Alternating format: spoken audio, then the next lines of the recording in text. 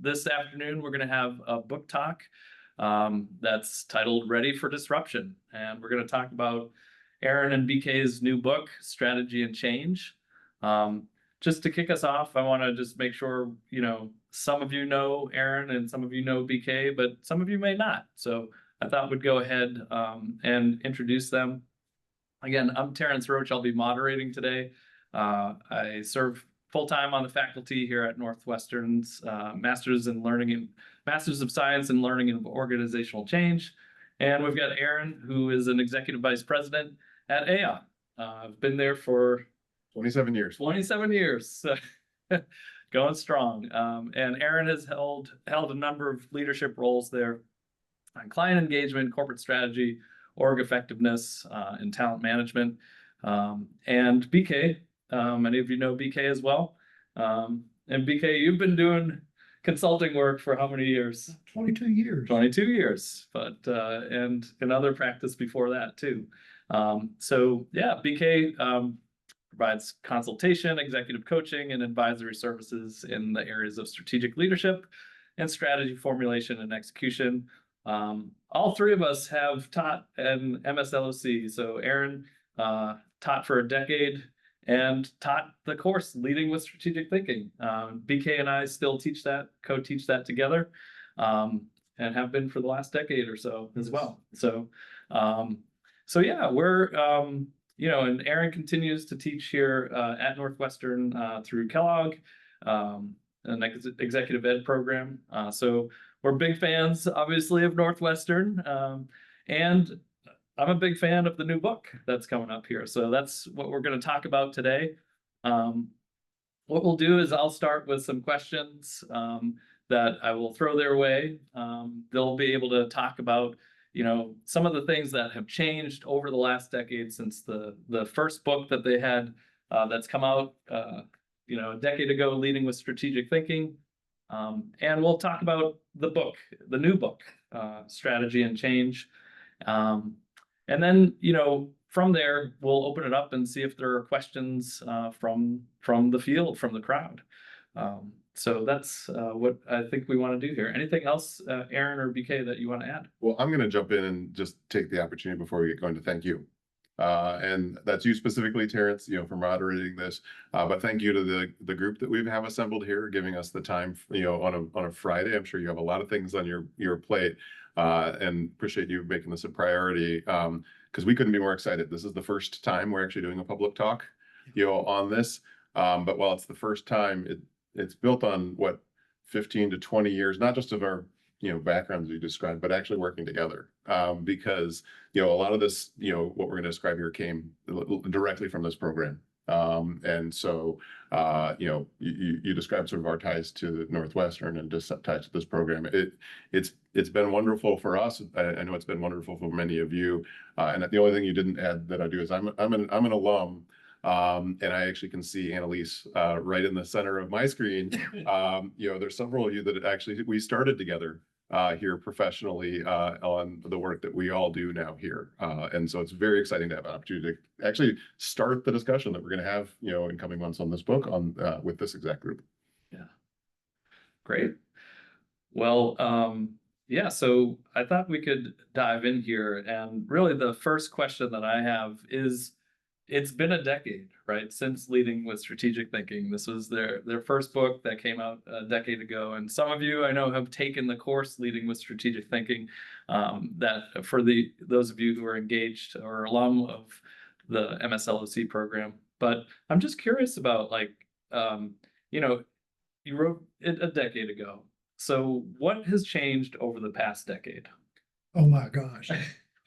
Thanks for asking the question. It's been it's been a fast decade since Leading with Strategic Thinking was first published.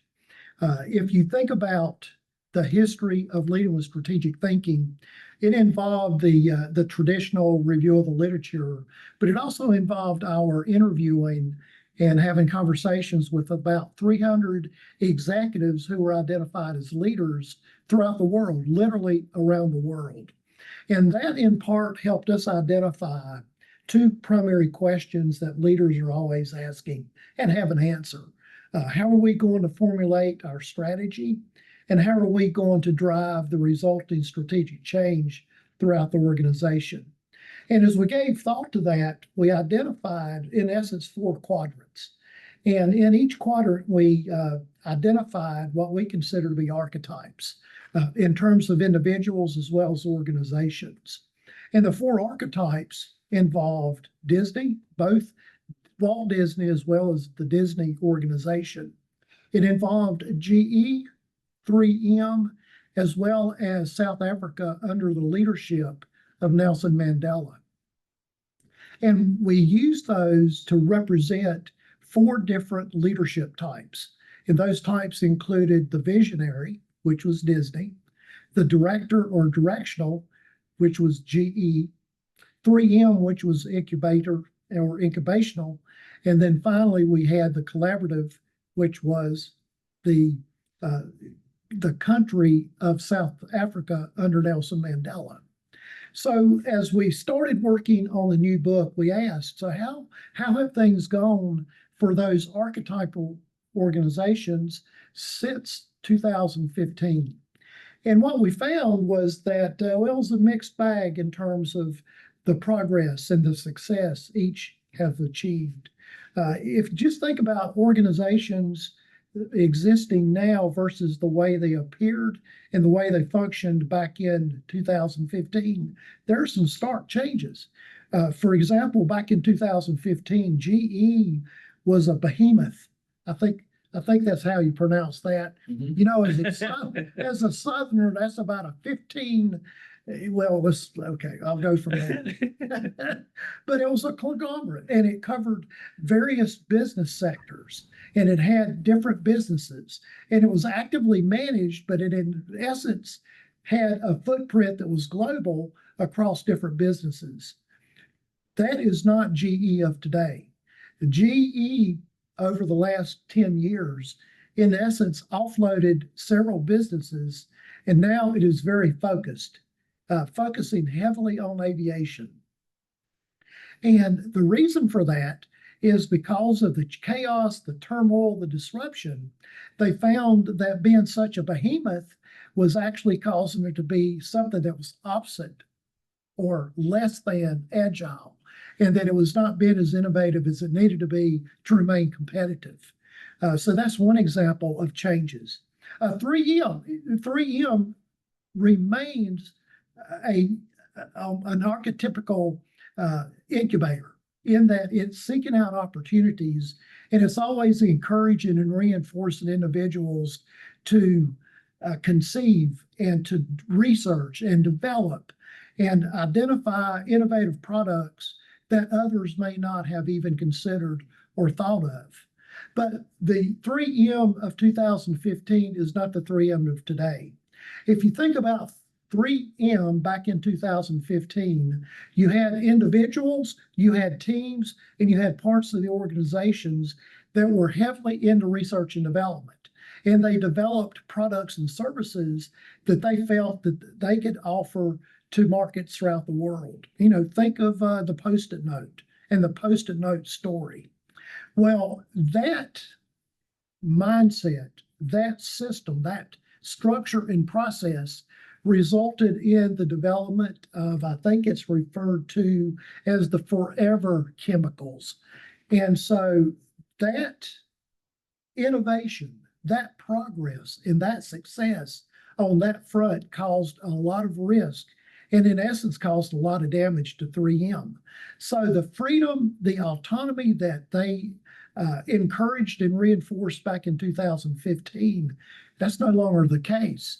Yes, you are still reinforced, you're still encouraged to think, to ideate, to create, and innovate, but you are closely monitored so that if you come up with an idea that is risk laden, that's more likely to be identified at the corporate level and resulting action can be taken.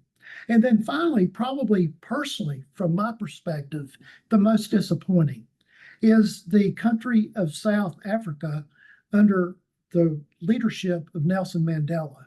If you think about the Nelson Mandela story, he really had a vision for his country. He wanted to, as the leader of the country, through structure and process, he wanted to create a country that was more inclusive, more equitable. He did that by establishing a structure and a process. He created a commission that was called the Truth and Reconciliation Commission. And that, through the process and the structure, actually allowed the citizens of South Africa to be included, to become part of the solution, to contribute to the solution, to be part of the group that was going to, in essence, change the very nature of that country. Well, Nelson Mandela passed away in 2013. And what is so disappointing to me is that the structures, the systems and processes that he put into place were dropped. And so the momentum that he achieved while he was alive, the momentum that was actually pulling and driving the country of South Africa toward becoming more inclusive and equitable, that is no longer the case.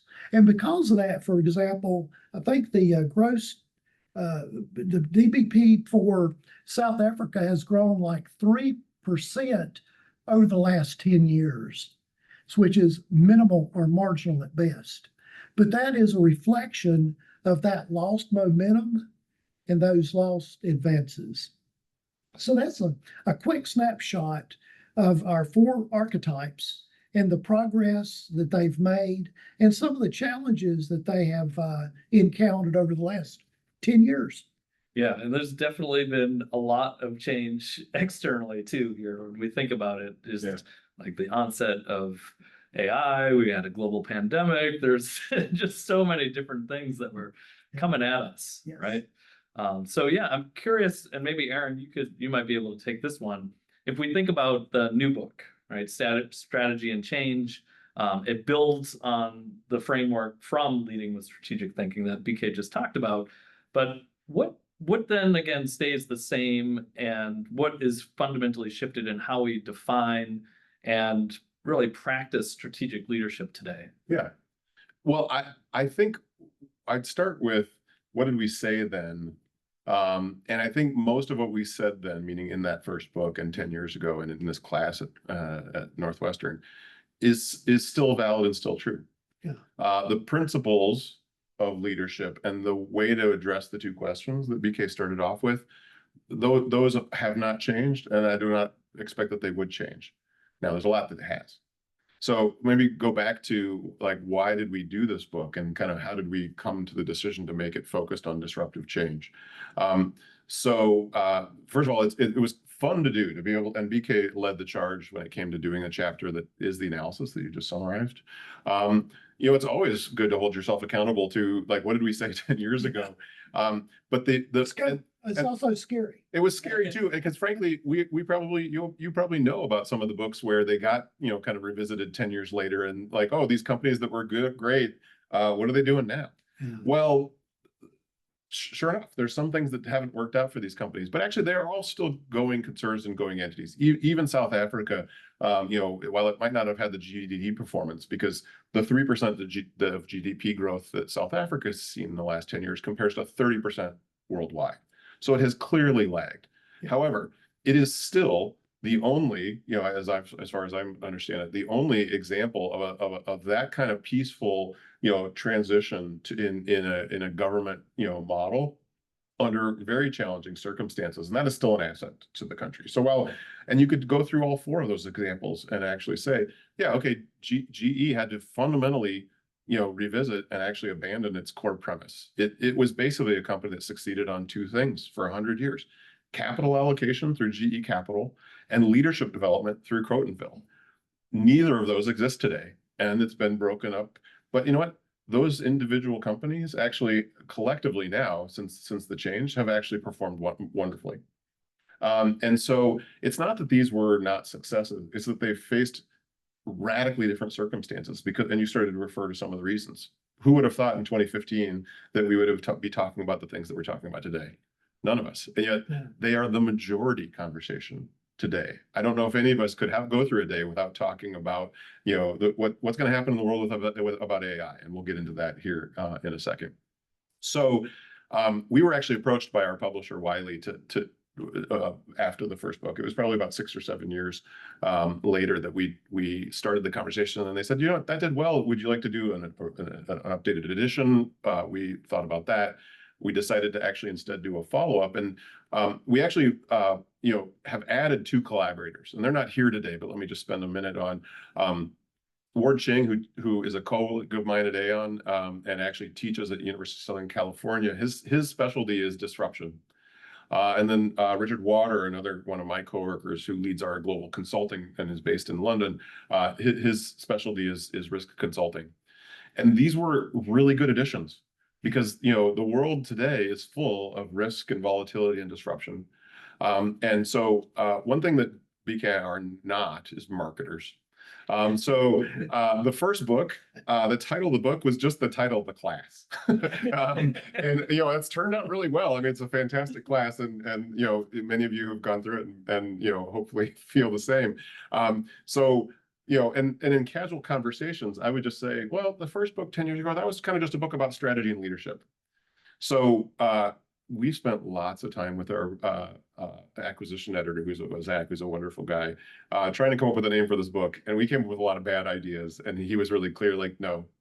And so It's very simple now. yeah, Strategy and change. Strategy and change. And that was his suggestion, and he was right to do that.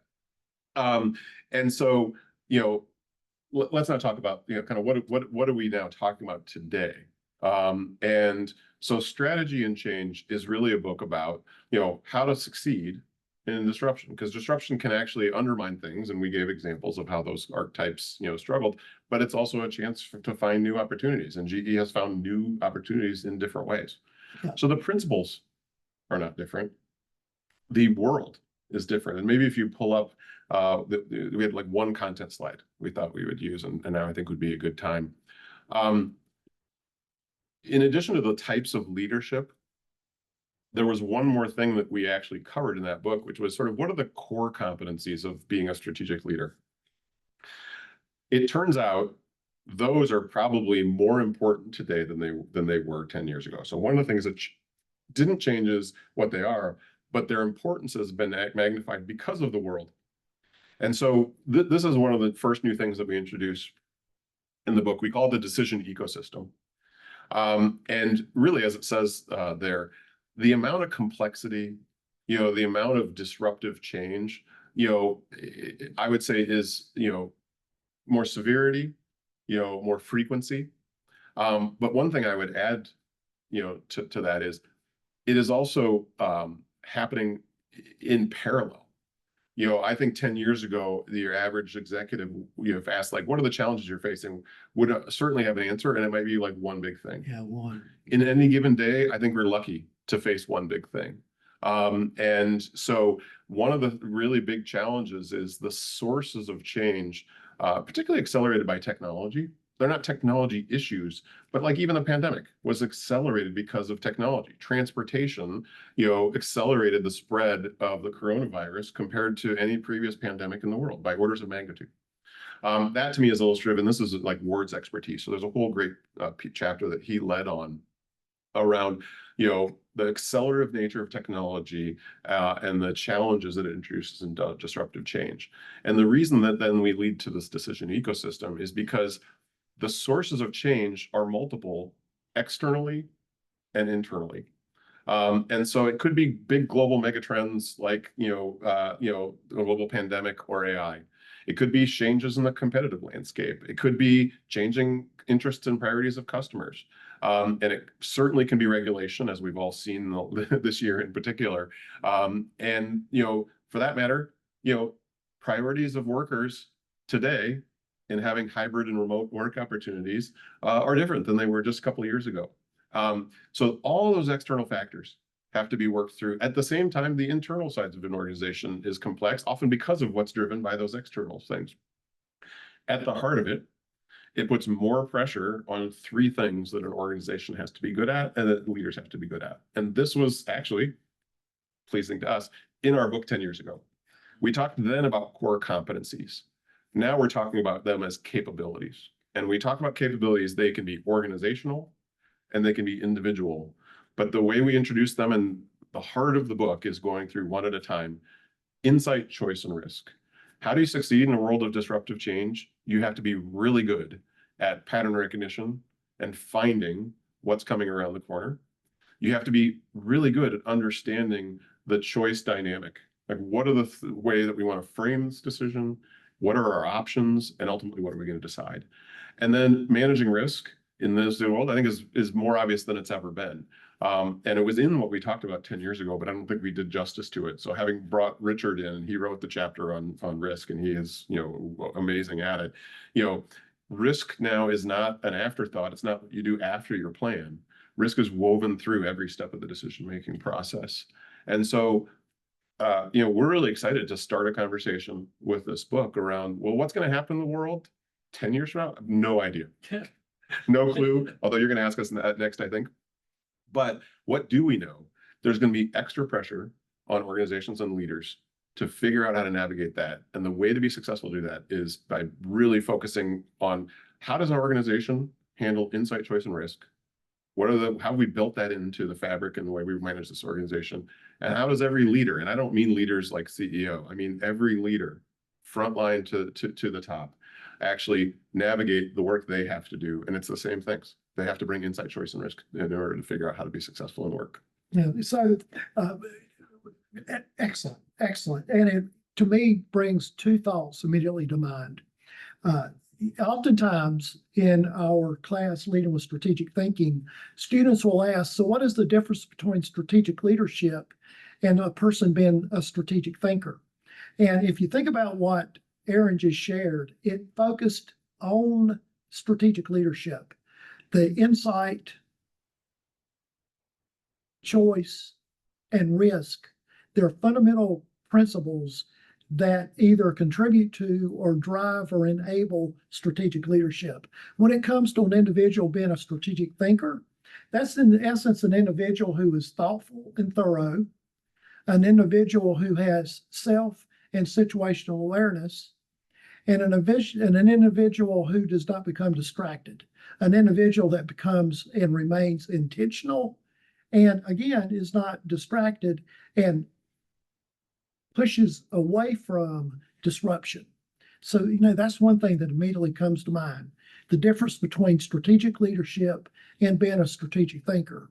Also, in terms of the emerging forces out across the world that we need to consider, in addition to what was just listed, you may want to note that the National Intelligence Committee, they have a report that basically focuses on global trends. Their most recent report, in essence, says that over the next 10 years, you're going to have three forces that are going to cause additional disruption throughout the world.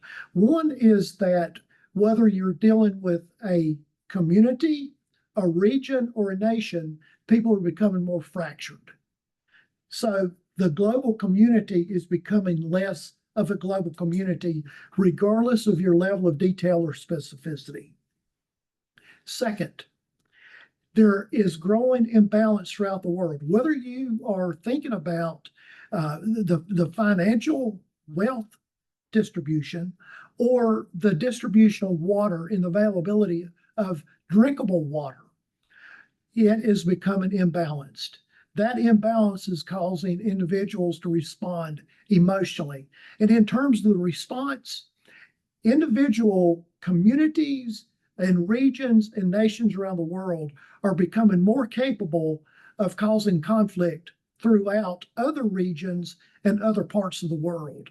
And the ones that lack the capability are becoming more likely to partner with their next door neighbor, whether it's a community, a region, or a nation, to cause conflict throughout the world. So those are three forces that we're going to have to consider, and that we're in all likelihood going to have to take steps to either reduce, mitigate, or nullify. The last thing I'd say in terms of maybe laying out how we then used this book and what we're trying to accomplish in it is, of course, then if that's the challenge, and those are the three core capabilities, then what does success look like? What do you do about it? Yeah, that was really going to be my next question, is just Okay. thinking about insight, choice, and risk, and the frameworks that you've talked about. Like, let's see if we can get a little bit deeper into like examples of how you would apply these frameworks in action. Yeah. So the fun thing, about the lessons we learned from last book is that case studies work and they're very helpful. So we all have some new ones. So let me start with one. And so adding to the list of 4 organizations, this time we chose to look at one called S&P Global. And S&P Global is now a leading organization in the financial services industry. Their core business is around data and analytics, and they serve many different industries. You might know S&P, of course, from things like the S&P 500. What you may or may not know about S&P Global is that 10 years ago, we would have been talking about McGraw-Hill. And so we chose to focus on S&P Global because it is a remarkable example of an organization that had insight, made choices, and then managed the risks of a dramatic business transformation. McGraw-Hill was an education publisher and had its own long history and success. I'm sure probably in MSLOC we use McGraw-Hill, texts. And yet they saw, not surprising today, but at the time they had the insight to see that publishing was not the industry that they wanted to be in, longer term. And so like GE, they made a number of decisions as an executive team and with their board to change the shape of the portfolio. And like GE, they are in a radically different business with a different business model. Unlike GE, if you look at the trajectory of their firm, it was all proactive moves. GE was quite proactive in some ways, but in the end, I think they had to more abandon a business model that had been successful versus choosing to jump from a current step to the next kind of platform for performance and growth. So we walked through, kind of what did that look like? How did that happen? And just like in the previous case studies 10 years ago, we break that down. And so, the short version of that is it was a marvelous example of, in particular, sort of collaboration. And so they had a CEO change, but they also had brought in some key executives that saw that through, in particular the CFO and the head of HR. And there was not a long history in the organization of those two roles working together, but they really were sort of the key to seeing what needed to be done, laying the groundwork for it. Importantly, and I think this is a real challenge for any transformation, figuring out how to sustain the performance of the legacy organization while needing to jumpstart the performance of what will be the go-forward organization. Because and I'm sure many of on the call here have done mergers, acquisitions, divestitures. You can have the right logic, but you have to do a lot of hard things in getting from, and to, the destination. And so it's really a great case study there. And so we walk through the insights that were acquired, the conditions that had to be laid, the decisions that were made, and in particular, creating a situation where, the CEO could actually drive, the kind of new performance that was needed while the current legacy performance needed to be done so that shareholders wouldn't get antsy and kind of abandon, kind of the premise. And shareholders and boards and stakeholders and stakeholders, including employees. So there's a lot of richness in that. We were really excited to be able to walk through it in the same kind of rigor, as we did in the, archetypes of our previous organization. And that's just one. We chose, in this case, I'd say more so than the first book, to organize a lot of our work around industries. And so the book is full of examples like S&P 500, that one in the case of, financial institutions. But we actually also work through what's going on with life sciences and healthcare. We walk through what's going on in, organizations like Pepsi and Coke and how they navigated the pandemic. And maybe apropos to this audience, we chose to focus on higher education because if you were to list the industries facing disruptive change, you would put higher education worldwide and in the United States high on that list. And so we talked to a lot of new people. We worked through a lot of new cases, and we have a lot of kind of lessons learned, like the example I just shared. Yeah, and that's an example of a huge shift. We talk about that in the course Leading to Strategic Thinking, where it's like you've really got to think about all the different frameworks about how you take an existing business model and think and rethink it, and apply different frameworks around innovation and, competitive forces that are, putting pressure on an organization to change. Yeah. So that's pretty cool. Any other examples you want to share or? Well, we've gotten really far in this car without talking much about AI. Yeah. So That's, I wonder if that's an important topic to. well, and I mean, we could, if you want, combine that a bit then to like MSLOC perspectives. Sure. Yeah. Right? Yeah. I'm happy to do that. BK. Yeah, and I mean, I think it is sort of like if we think about like emerging challenges and opportunities that we think about especially from a learning and organizational change perspective, like what are some of the things we're going to prepare for, and given all of the different things that we talked about, whether it's AI or polarization or imbalance and equity. Yeah. So maybe we could talk about AI, but I would tie it absolutely to the focus of the MSLOC program. Sure. And I would say, I think there's more than enough headlines out there. Now there are probably as many headlines about, how transformative AI is going to be as there start to be ones like it's overhyped, it's going to be a crash, all that stuff. Well, that's the world of volatility and disruptive change. So again, it's not like we see 10 years from now what the world is going to look like, although I think we can probably all imagine it. We certainly see some potential scenarios out there. I think a big one for MSLOC professionals is like, what is the work going to look like and how is it going to be done? And there's sort of extremist perspectives on that, which is like, there will be no jobs anymore, right? And I don't know that I believe that, but will there be jobs that are changed radically? Yes. And so it is a case in the book that we go through, like, how does an organization sort that out? And we actually look at a technology organization and how the CEO drove each business unit, to sort of look at and unpack a lot of that. And there's some analytical work that can be done in there, and that's essential. That provides the source of some of that insight. It'll kind of tell you what the choices, might be. It can certainly start to help you understand the risks. But the MSLOC part that I would actually highlight in this, and then I don't know, BK, you can maybe add to the MLC perspective here is, if I had one thing I would guess, it would be that there'll be some organizations that will spend a lot of money on tech, and then they won't see very much benefit from it. And I think it's because they might focus too much on the tech and not enough on the field. And I can, I don't think it's much of a stretch to say, workers are nervous about what this means for their own jobs. So, if the tech completely replaces a job, which I don't think is going to be the majority of case, okay, well, fine, we've got that done. But most of this is going to be people integrating AI into their work. And I don't think that you're going to be successful if you only focus on the tech and you don't focus on the people. And I would highlight that not just as it's a change management thing. And I think that, organizations that succeed will do the change management along with the analysis and the sort of data-driven decision-making. But I'd also say they will frame the problem in a way that helps them lead to choosing the right decision. And when we talk about insight, choice, and risk, the biggest part of the choice chapter is frames. And we don't use that word quite that way in the book. But I do on this call because at least my experience, going through this program and then teaching in this program is one of the biggest things I took away was framing organizations and how to think about organizations through multiple lenses.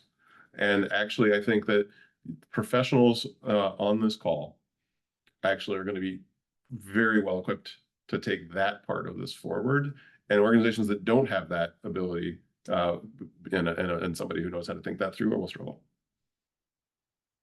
Yeah, I mean, and that is definitely one of those skills that for LOC professionals around strategic thinking about framing the right questions, asking the right questions, leads you to different scenarios, different opportunities, different challenges that you might address. I don't know, BK, if you have. Yeah, I've got several thoughts. Interestingly, right after I joined MSLOC, Kimberly Scott invited me to sit in on one of her lectures. And the focus of her lecture was the importance of self-monitoring and self-regulation. And I think that the more uncertain the environment, the more uncertain your surrounding context, the more important it is for you to be very intentional in terms of your self-monitoring and self-regulation. So the more disruption, the more chaos, the more churn, the more uncertainty that you personally encounter, the more important it is that you be a strategic thinker. Again, be thoughtful and thorough. And when I think of being thoughtful, I think about, taking all the internal variables into consideration in terms of your strategy, your structure, your systems and processes, your technology, your human capability and capacity, your culture. So be very thoughtful, very thorough in analyzing and thinking through not only the issues and the considerations, but also the implications. It's also important that you be and remain self-aware and situationally aware. The more uncertain the environment, the more we need to give thought to, so what are the indicators and what does it suggest? What does it mean? What does it imply? When it comes to your remaining thoughtful and considerate and not becoming distracted or disrupted, it's important that you recognize that there is uncertainty, that there are questions, there are potential challenges and opportunities that you may need to explore and investigate. So give yourself permission and give yourself time to do the exploration and the investigation and have the conversations that are necessary to assign meaning to your results and those outcomes.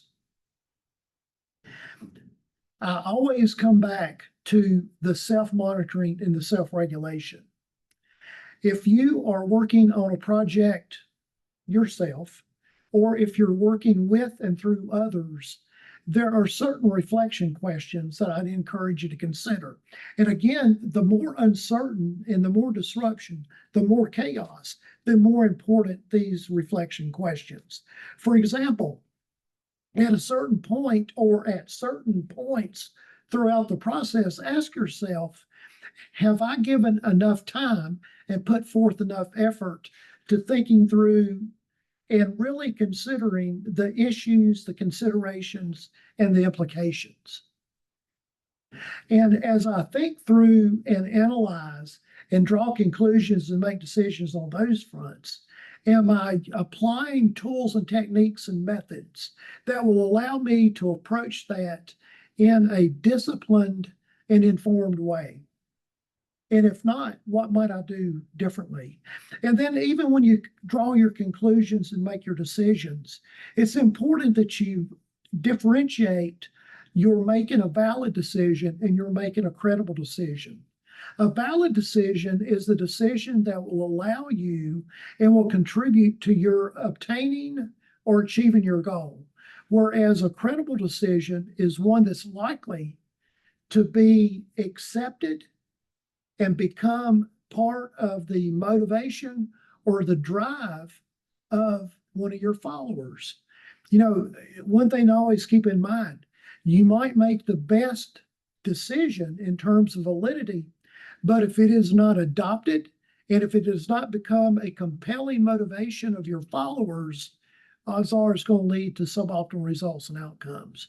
And then finally, I think that the most important reflection question is, given everything that you have recognized as a result of those additional questions, given the result of that, given the net result of all that, what should I continue doing?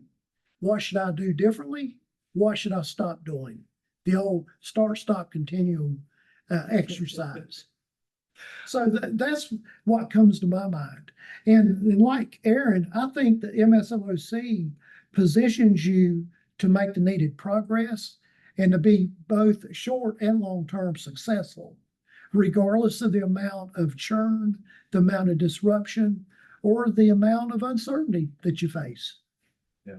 The last thing I'll throw in briefly about where I think MSLOC or LOC professionals, I think will be uniquely qualified to help with the challenges that organizations and leaders face is, how organizations should work. And I'd say more than our book 10 years ago, which was very much focused on leadership and individual leadership and different types of ways of leading. This time we get a bit more into organization and really in the end, kind of these will prompt questions of organization design. So we highlighted in GE, they chose a very different way to generate value in the core capabilities of the organization, and they actually organize differently to do that. And so some of our cases go into that quite a bit. And actually, again, for this audience today, I'll just highlight that, I don't know if there are any new ideas, but ideas can come back and become relevant, or even if they didn't go away, can be cast in a new light. And one of the things we, towards the end of the book, draw from is some work right here at Northwestern, out of Kellogg, around the concept of the ambidextrous organization. And there's this great history of this. It's not just at Northwestern, but I think it is absolutely speaking to some of the challenges that organizations face today, because you have to actually be successful at your traditional business as you reinvent it for the future. And in the end, that's another LOC, capability. How do we actually organize and collaborate, together to create value for the purpose of this organization? That's an ever, that question is relevant always, but it's particularly relevant when things are changing, because you can't make assumptions. That what's been the source of success in the past is the source of the future. And thinking about that in a thoughtful way and all the different lenses that come into knowing what, success, looks like and how it can be achieved, and especially when that's going to look differently, that draws on the kind of skill set that this program is all about. Yeah. No, I love how you both have really talked about both like leading oneself, which is a core part of the MSLOC program, but also leading organizations as well, and how that relates to both thinking strategically, but also developing strategy at the organizational level. And I think that's one of the things that's great about this program, is it really does help people look introspectively, help them to work better, navigate the challenges and the changes within organizations, but also to lead effectively at the organization level.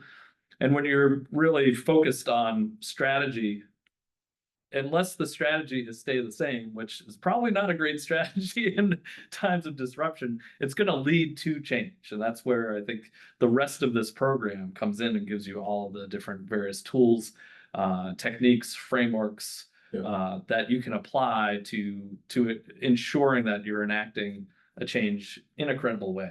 Right. To your point. And I would highlight for this audience in particular, and I'll go back to what I was saying about our publisher. We debated the title so long because we wanted to be really careful about what this book was about. And actually, one of the things this book is not about, and you can probably all hear this, even though I think people who aren't as conversant might miss it, there is change management. Yes, but this is not a change management book. This is a navigating change book. Yeah. And actually, that's what got us excited. And we think we have a new contribution, to make, is that like all those principles of change management, which we've addressed in this book too, of course, like there's a lot there and a lot covered on that. But I think that there's an opportunity to help organizations to understand responding to change. And there's some great stuff that we won't have time to go into today about that from our friend Ward at USC of, are you driving the change? Are you responding to the change? He talks about waves of change. Well, in this kind of environment, it's all happening all at the same time. So unpacking and understanding that and how we actually trying to navigate change and then manage change is really one of the key things. And I think this group is uniquely conversant, in that kind of issue. Yeah, that's huge. Yeah. So those of you who've read Leading with Strategic Thinking, you might recall that we pointed out in one of the earliest chapters that our thinking in that book was informed through cognitive psychology, systems thinking, and game theory. As you read the new book, you'll see that those flow throughout the book. And so our thoughts and our considerations continue to be informed through the cognitive psychology, systems thinking, as well as game theory. Game theory. Awesome. Well, so we have a little less than 15 minutes for our time. I thought it might be a good opportunity to see what other questions are out there from you all.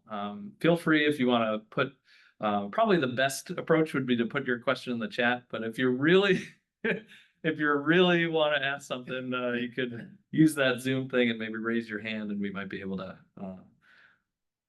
pipe you in there as well. So what questions do you have for BK and Aaron?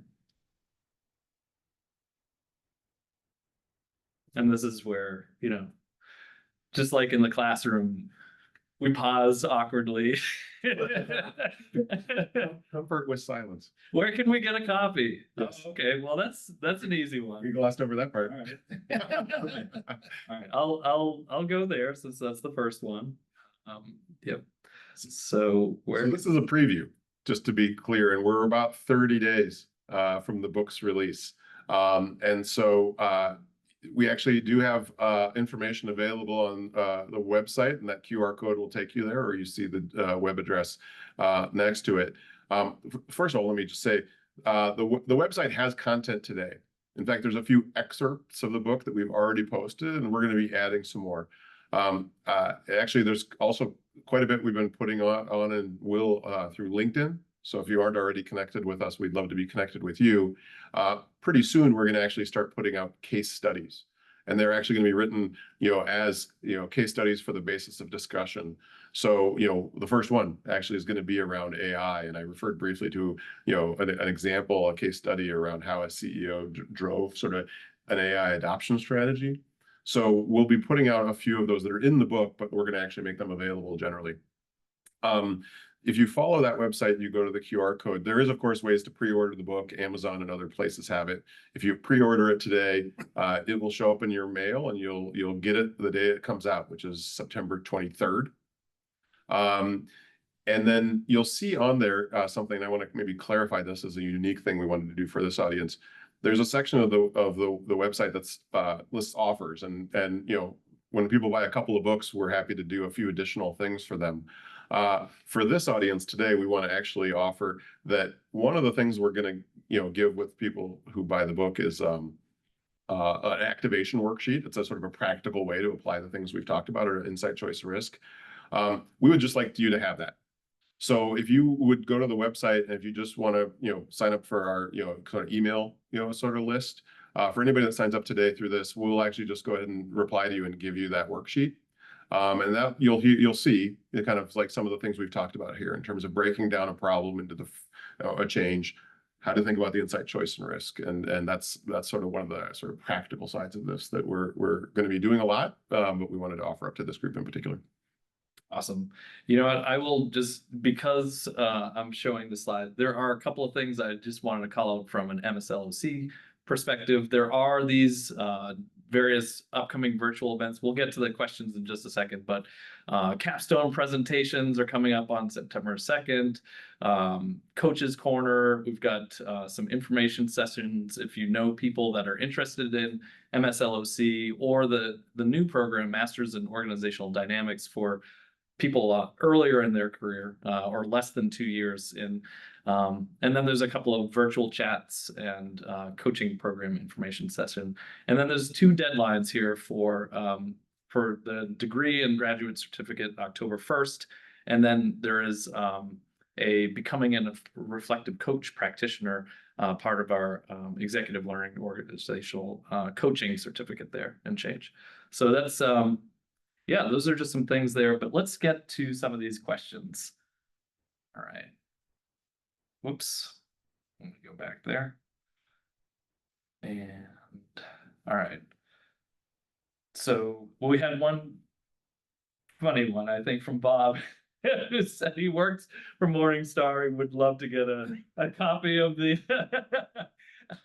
of that case study. So that's Well, yeah. sure. Shoot us a way to get in touch. If you have anything here you heard specifically that you want, we're more than happy. Yeah. So another question that came up is a common theme I'm seeing is organizations shifting from major transformation programs to continuous, small but momentous changes. Are you seeing this in the cases you reviewed? How does this resonate with your research? Yeah, I mean, we started with an organization that went through a big transformation, but the key part I would make there is that that's rare and extremely difficult to do. I think most executives know that that's actually not the first choice, right? And so I think that looking at, organizational change as something that is continuous and that strategy is something that evolves is actually spot on. I mean, in fact, if you go back and again, many of you will remember this from MSL or from leading a strategic thinking as a course. You know, there are different types of strategy formation, right? So you have sort of planned, sort of Porter style strategy that's done once annually. And then you have the more Mintzberg style emergent strategy that's just, you know, year round and kind of, you know, comes from, being in the field and doing. There's a place for both of those. But I think that in a sort of rapid change environment, you can't stick with too many assumptions at any one time. And big bets, I think, are actually dangerous. So maybe I'd say the new part that we get into that, and I'll go back to org design, is, you know, ambidextrous organizations aren't necessarily just for like big transformations. They're for actually succeeding when you have, in fact, sort of competing priorities. So the basic idea of an ambidextrous organization is how do we actually do simultaneous things that are sometimes, not necessarily contradictory, but in fact sometimes can have conflicting incentives. How do you actually create the right separation for roles and people to do the work they need to do? And therein, is a bunch of complexity too, because too much separation, creates different kinds of organizational challenges. So I think that the short answer is, yeah, I think continuous change and continuous change management is good. I think it has to be situated in what are we trying to accomplish and how do we organize ourselves to get it done? So one thing that I have recognized over the last 18 to 24 months, oftentimes when either a president or a CEO contacts me and asks me to help them either design or facilitate strategic planning, previously they would contact me and they'd in essence say, so it's been 3 to 5 years ago, we've not had a strategic planning session. Could you come in and help us design, develop, and conduct a strategic planning session? That's no longer the typical question or request. I now receive contacts where they say, we have a plan that is underway. We're in the process of executing. Can you help us review our progress and identify ways to either bolster or further firm up our strategic plan? So I'm finding that leaders of organizations no longer are even comfortable of calling it strategic planning. They prefer to think in terms of strategy review and strategy refinement. I think that might be loosely coupled. Yes. There's another question in here about, can you say more about using the term capability now over competency? Like that was a shift from this book to the next. Yeah. I think we chose capability because we wanted to get something that seemed, first of all, approachable to the average, audience, but also because we wanted to something that would work in the multiple ways it gets applied. And I'll go to that organizational level. I think it's a very straightforward question. What is the capability of the organization to generate insight? Now, the underlying ability to do that is probably a competency. And in the book, we actually go more into cognitive psychology again and kind of say, like, what are the sources of bias, right? For example, and that can be organizational bias. But I think the practical question in the end is, if you're running a team, you're running a larger organization, you need to place capabilities and figure out how to operationalize them in these 3 areas. What is your insight generating capability? What is your choice identification and decision-making capability? And what's your risk management capability? Now that can be applicable to any individual leader too. And in fact, I would say, individuals need to have these capabilities too. But I think we talked about them. We use that label because it's an easy way to sort of frame this as it comes to building capability in an organization. And I've recently worked closely with Korn Ferry, which is one of the best in practice organizations. And I'm finding that is now their focus and emphasis, not necessarily on competencies, but on the top line capability. And then if you have questions about the capability and the enablers and drivers of that, they have that hardcore research around each of the competencies. Awesome. Yeah. And then we've got another question about AI. And the question is, have you seen examples of orgs implementing AI workflows in a highly successful way? And there's a little bit of commentary about it. Feels though the risk portion of the decision framework has to be especially considered due to the complexity of implementation and also the unreliability of current models if not implemented correctly or with iteration. So there was an answer in the question there, and I always love that. And I Yeah. completely agree with those points. Maybe for the sake of time, I'll say, we are going to put out that AI case study that I mentioned, and it actually does get at a lot of that. So I think all those things are true. I think it is a absolutely transformative event. It is going to put pressure on organizations and their capabilities around insight, choice, and risk. At the same time, it actually equips new things. Like what I would highlight is, there's a huge amount of insight generation that can come from AI, right? But you have to make sure then the information gets sorted and tested and goes to the right parts of the organization to make sure that it feeds into the right places where decisions are made. But I do think that in terms of AI, it could almost be a case in point of applying strategic thinking and strategic leadership. If you consider AI to be technology, then you are going to at best have suboptimal results and outcomes. But if you consider it part of a system that includes your strategy, your structure, your systems and processes, and if you think in terms of your human capability and capacity, as well as your culture, and if you weave all of that into your overarching approach or strategy, then I think that might lead to optimal results and outcomes. But piecemeal, I think that it will be at best suboptimal. Yeah. And we do go a bit into, the way organizations operate and the way decisions get made might be radically changed by it. But what I'd highlight is, to the degree that AI creates automation, the work that's left might be less the doing and more the discretion around the doing. And that just, in our opinion, takes us back to insight, choice, and risk. Yeah. Like I talked to one of my clients just this week, and they said, it might be that more roles have more responsibilities going forward that are more like being a manager. And they were going at like managers of AI agents, which I think is actually a fine way to frame it. Well, that just means that you have a real pressure on, what is the heart of management? It's making the decisions. That's right. And so what do you need? You need then a workforce that knows at the individual level, what are my sources of insight and how do I process them? What are the choices that come from that, and are they good, and how do I actually then make decisions, and the risk associated with it? So that can be about adopting AI itself, but I think it would also be the way AI will change the work. Awesome. Well, there was one more question. We got 30 seconds here, but what was the most exciting part for you to write? So maybe in 15 seconds or so, BK? Well, from my perspective, I was very eager to learn about our archetypical organizations.